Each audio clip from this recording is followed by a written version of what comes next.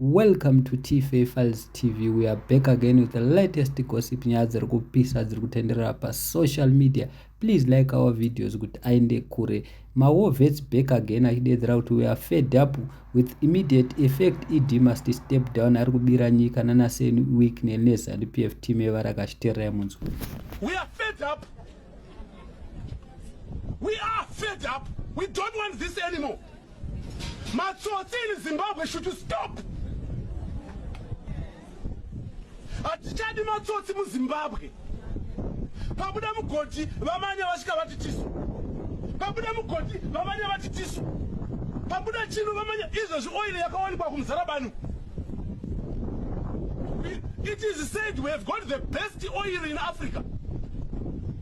And mapandits acho ari kutaurwa mapandits acho ari kutaurwa kunzi oil iripo yakawandisa but tatambura namatsotsi.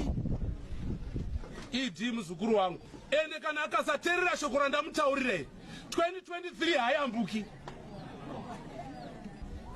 Hatidi vanhu vanongoti pangodai vakambira vachingotora vanhu vachisvuka nenhamo.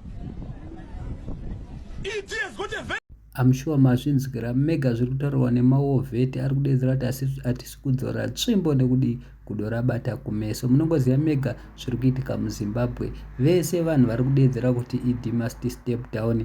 Vakawanda vacho vari kusungwa, majournalisti vanageza izvezvi vari kutsvagwa since paakadedzera kuti signal is coming. Saka nyaya iripo ndeyekuti ZANU-PF team evarakashi each and every time pairi kuzama kuita sekusilence vanhu panengouya vamwe because mukatarisa maovhets aya akutonzi toda kuvavakira dzimba, toda kuvapa mabhohol, but vamwe vachona vari kuzviramba. Munongoona mega Fadzai Mahere tobudawo naye achitaura achiti ko chii chiri kumboitika enezvi imimi muri kuti munyika muri kushanda maziga asi muri kupa vanhu $10 maovhets. Chii chakadaro chinenge ngozi. Thank you so much.